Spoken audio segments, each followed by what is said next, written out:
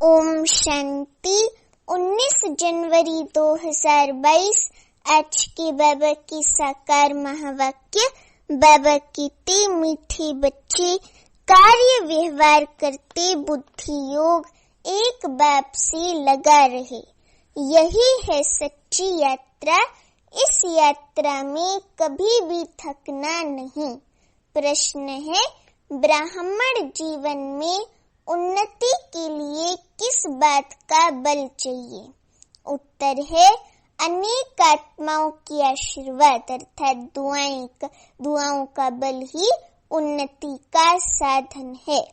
जितना अनेकों का कल्याण करेंगे, जो ज्ञान रतन बाप शिव बाबा से मिले हैं उनका दान करेंगे, उतना अनेक आत्माओं की आशीर्वाद मिलेंगी। बाबा बच्चों को राय देते हैं, बच्चे पैसा है तो सेंटर खोलते जाओ, हॉस्पिटल कम यूनिवर्सिटी खोलो, उसमें जिसका भी कल्याण होगा उसकी आशीर्वाद मिल जाएंगी। अभी गीत है, रात की राही हूँ, रात की राही थक मत जाना, सुबह की मंजिल दूर नहीं थक मत जाना, ओ राही थक मत जाना, रात की राही हूँ, रात की राही थक मत जाना, सुबह की मंजिल दूर नहीं थक मत जाना, ओ राही थक मत जाना, रात की राही हूँ। ओम शांति। गीत का अर्थ तो बच्चों को आपे बुद्धि में आना चाहिए। कौन सा अर्थ आना चाहिए बुद्धि में? कि हम हैं रूहानी राही और हमको जाना है वापिस घर परम धाम, उसके बाद आना है राजाई में। तो हमें रूहानी यात्री, हम हमेशा हर पल याद की यात्रा पर हैं। तो बाबा कहते अभी हम सब हैं रूहानी राही। भगवान बाप के पास आत्माओं को जाना है। ऐसे नहीं कहेंगे कि जीवात्माओं को जाना है। जीवात्माओं को शरीर छोड़कर वापस जाना है। मनुष्य मरते हैं तो कहते हैं फलाना वैकुंठवासी हुआ, परंतु तुम जानते हो अच्छे व बुरे संस्कारों अनुसार पुनर्जन्म लेना पड़ता है। बुरे संस्कारों के कारण तुम्हारे सिर पर पापों का बोझ चढ़ा हुआ है, चाहे इस जन्म का व जन्म जन्मांतर का चढ़ा हुआ है। वे अब तुमको योग बल से बाबा कहते भस्म करना है। बाप को याद करना, इसको ही योग अग्नि कहा जाता है। काम चिता पर बैठने से पाप आत्मा बनती हैं और इस योग अग्नि से फिर चढ़े हुए पाप भस्म होते हैं। तो ब्राह्मण बच्चे जानते हैं कि हम राही हैं। गृहस्थ व्यवहार में रहते, धंधा आदि करते, हमारा बुद्धि योग बाप शिव बाबा के साथ है। तो जैसे कि हम यात्रा पर हैं, इसमें थकना नहीं है, बहुत पुरुषार्थ चाहिए। इस यात्रा में एक पल भी थकना नहीं है, बहुत पुरुषार्थ चाहिए। ज्ञान तो बहुत सहज है। प्राचीन भारत के योग की बहुत महिमा है। भारत के प्राचीन योग कौन सा है? राजयोग। तो राजयोग की बहुत महिमा है। राजयोग को लोगों ने नहीं समझा, लेकिन वो लोग घट योग बनाने लगे और अलग अलग प्रकार के योग बनाने लगे। तो बाबा कहते गीता में दिखाया है, एक अर्जुन कोई बैठ कृष्ण सुनाते हैं, कृष्ण ज्ञान सुनाते हैं। ऐसी तो बात है नहीं। अब अर्जुन और कृष्ण कहाँ से आ गए? अर्जुन तो कोई है नहीं ना, और कृष्ण तो सत्युग का प्रिंस है, तो वो कैसे आकर के ज्ञान देंगे? बाबा तो कहते हैं कि वो तो बच्चा है ना, और उनके तन में प्रवेश करके बाबा उस रूप में कैसे ज्ञान देंगे? तो बाबा कहते ऐसी तो बात है नहीं।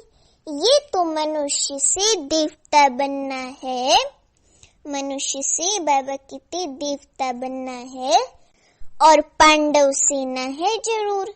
पांडवों की सेना को ही नॉलेज मिलती है ना नॉलेज, और पांडव पति शिव बाबा ही ये नॉलेज हमको देते हैं। तो सोचो हम कितने भाग्यशाली हैं, हम शिव शक्ति पांडव सेना के सैनिक हैं, मिलिट्री के, आर्मी के सोल्जर से, और बाबा पांडव पति हमको आकर के ज्ञान देते हैं जिनको पूरी दुनिया ढूंढ रही है।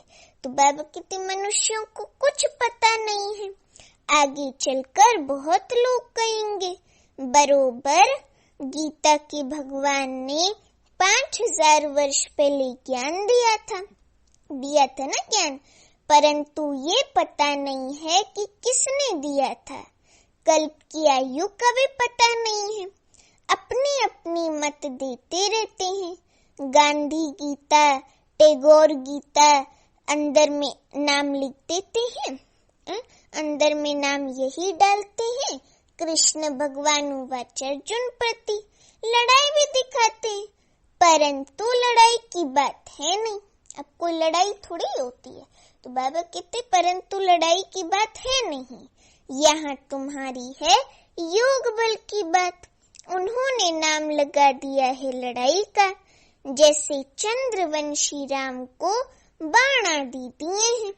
वास्तव में ज्ञान बाढ़ की बात है, वे नापास हुआ इसलिए निशानी दे दी है। तो त्रेता युगी राम सीता को भी चित्र देना पड़े।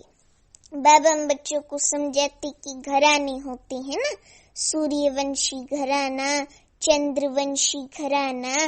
गीता में तो ऐसी बात लिखी हुई नहीं है कि भगवान ने गीता सुनाकर सूर्यवंशी चंद्रवंशी राजधानी की स्थापना की, बल्कि तो उसमें संस्कृत भाषा में लिखा रहता है, और गीता में तो ऐसा स्पष्ट ज्ञान है नहीं। तो बाबा कहते ये तो जरूर है कि गीता है, ये तो जरूर है कि गीता है, ये जो सच्ची गीता बाबा सुनाते हैं, आदि सनातन देवी देवता धर्म का शास्त्र, वे हिंदू के देते हैं। अपने को देवी देवता धर्म का कह नहीं सकते क्योंकि अपवित्र है। ये जो कहते हैं ना, झूठी माया, झूठी काया, झूठा सब संसार, सो तो बिल्कुल ठीक है, झूठ खंड में झूठे ही रहेंगे, सच खंड में है सच। सच खंड स्थापन करने वाला सच बतलाती है। भारत जो पूज्य था वही अब पुजारी बन गया है, पूज्य जो होकर गए हैं उन्हों की पूजा कर रहे हैं। बाबा हम बच्चों को समझाते जो पूज्य घराना था वे अभी पुजारी है, इसलिए गाया जाता है, क्या गाया जाता है, आप ही पूज्य आप ही पुजारी। पूज्य डिनाइस्टी थी, अभी कलयुग में है पुजारी शूद्र डिनाइस्टी, सूर्यवंशी कुल, चंद्रवंशी कुल। तुम बच्चों को समझाना है कि भारत ऐसा था। चित्र तो है ना, बाबा कहते कि चित्र तो है ना। सतयुग में भारत माला माल था, ये बेहद की हिस्ट्री ज्योग्राफी कोई भी नहीं जानते हैं, ये वर्ण भी समझाने के लिए जरूरी है।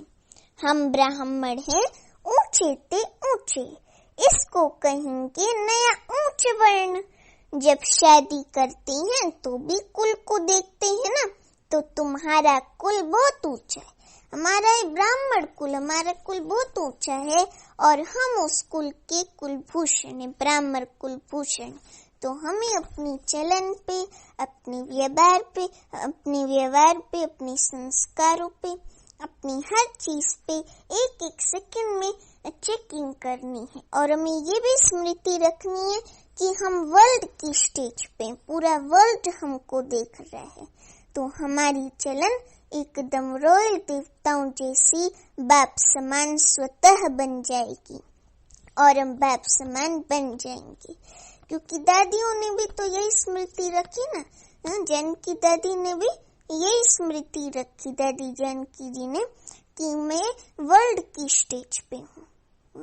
जब हम ये सोचते ना कि हम वर्ल्ड की स्टेज पर हैं, तो हमें हमेशा चेकिंग के संस्कार रहते हैं। हम एक एक पल पे अपनी चेकिंग करते हैं। तो बाबा कहते हैं कि ये ब्राह्मण कुल बहुत ऊंचा है। बल ब्राह्मण तो दुनिया में भी बहुत है। साधु संत भी तो ब्राह्मण कहलाते हैं ना।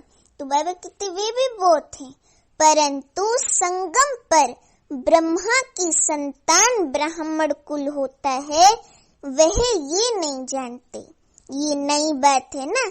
मनुष्य समझते हैं इनों की शायद अपनी नई गीता बनी हुई है। ये तो तुम बच्चे जानती हो। बाप शिव बाबा राजयोग सिखा रहे हैं। हम सो देवता बन रहे, हम सो देवता लक्ष्मी नारायण बन रहे हैं। हम राजाई स्थापन कर रहे हैं। ऐसा और कोई कह ना सके। वे तो जो बाबा कहते, वे तो जो पास्ट हो गए हैं उन्हों की कथाएं बैठ सुनाते हैं, या हम महिमा तो गीता की करते हैं। तो मनुष्य समझते हैं ये गीता को मानते हैं। तुम जानते हो वे है भक्ति मार्ग की गीता, परंतु जिसने गीता सुनाई उनसे तुम अब डायरेक्ट सुन रहे हो। शिव बाबा से अब हम डायरेक्ट ज्ञान सुन रहे हैं, सम्मुख मुरली सुन रहे हैं। बाबा कितने बंदर सेना भी मशहूर है, चित्र भी दिखाते हैं। Hear no evil, see no evil, talk no evil.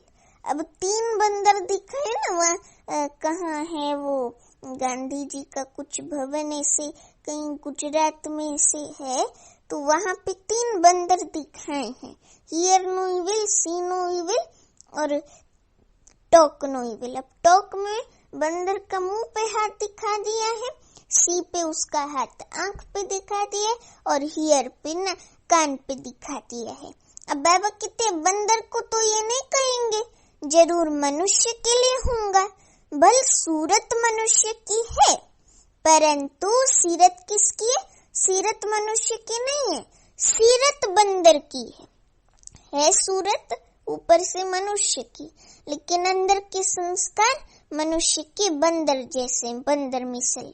इसलिए ह्यूमन बंदरों को कहा जाता है। बुरा मत सुनो, कान बंद कर दो, कान बंद कर दो। तुम बच्चे जानते हो ये है पुराना शरीर, इसे कुछ ना कुछ होता रहता है। कोई की स्त्री मरती है तो कहती हैं पुरानी जूती गई, फिर नई खरीद लेंगे। शिव बाबा को तो चाहिए भी पुरानी जूती। नई जूती अर्थात नया शरीर, उसमें तो आना नहीं है। जो नए ते नया था वही अब पुराना हुआ है।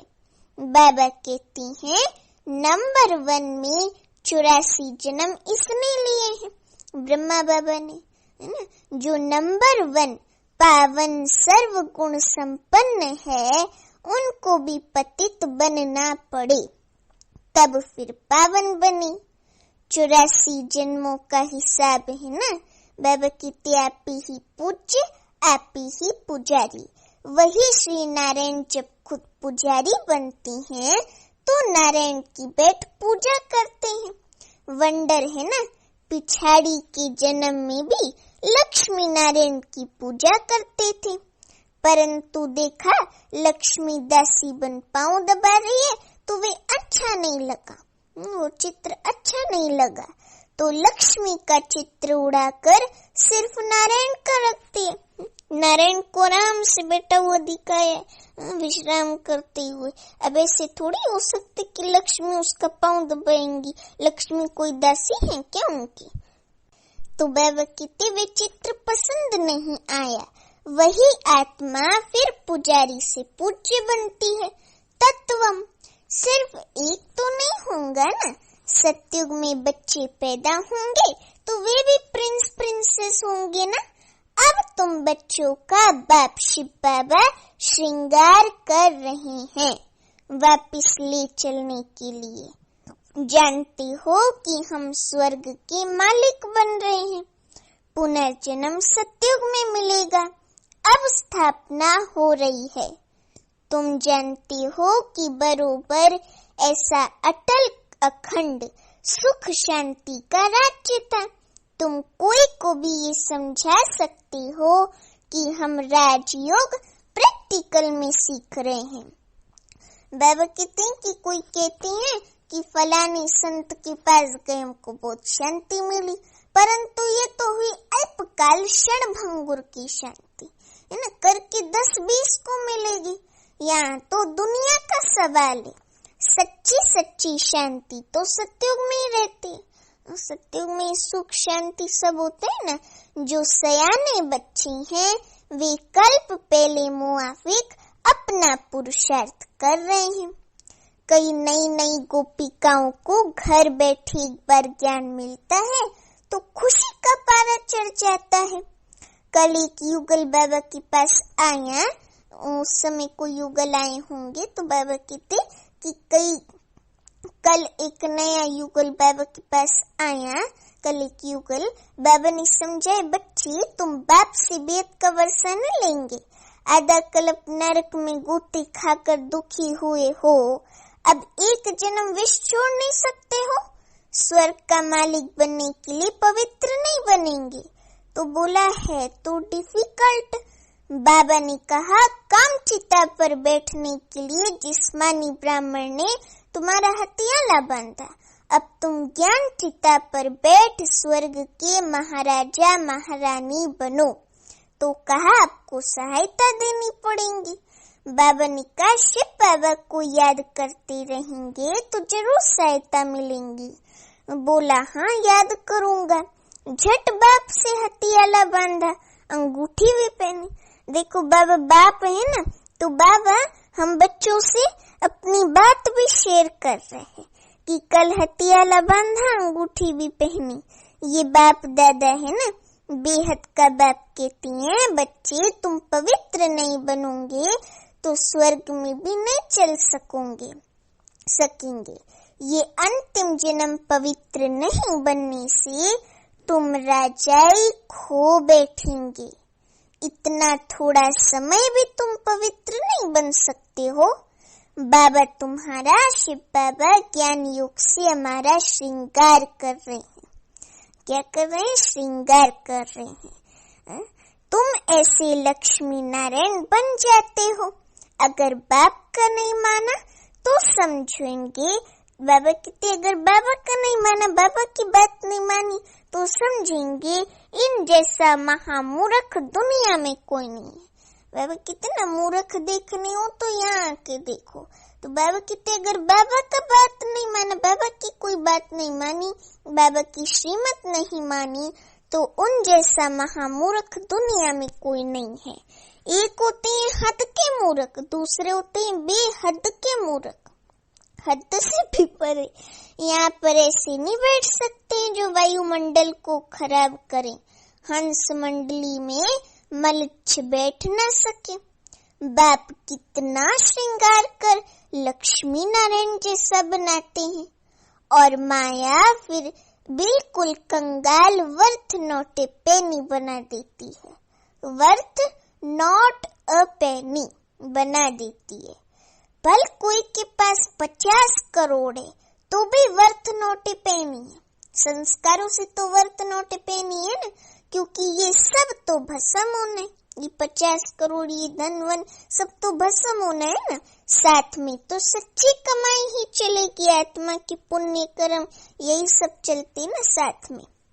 तो बाबा राय देती हैं, बच्चे सेंटर्स खोलते जाओ, मनुष्यों का बैठ श्रृंगार करो, परंतु यूनिवर्सिटी कम हॉस्पिटल खोलने वाला भी अच्छा हो, जो किसको समझा सके या दूसरे का खोल कर दे तो वे बैठ समझावे, तो उनके आशीर्वाद से भी भरपूर हो जाएंगे।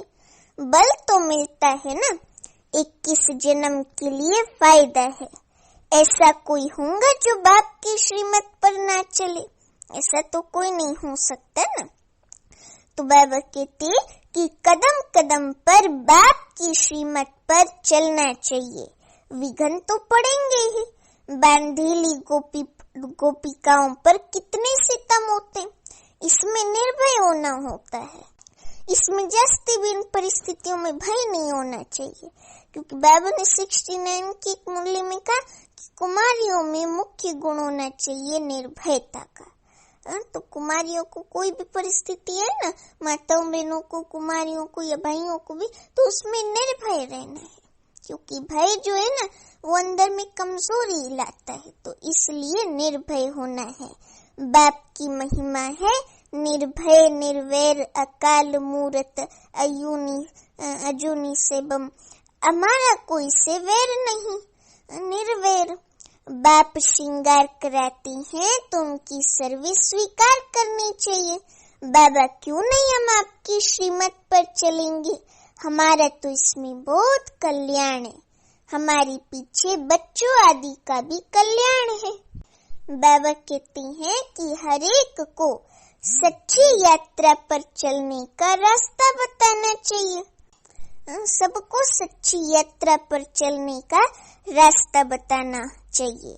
झगड़ा होगा, अबलाओं को सहन करना पड़ता है, नहीं मानते तो समझो हमारे कुल का नहीं है, मेहनत करनी पड़ती है, कहाँ से हमारे कुल का निकल पड़े, फिर भल प्रजा लायक भी बने, औरों को भी प्रजा लायक बनावे, ये भी अच्छा।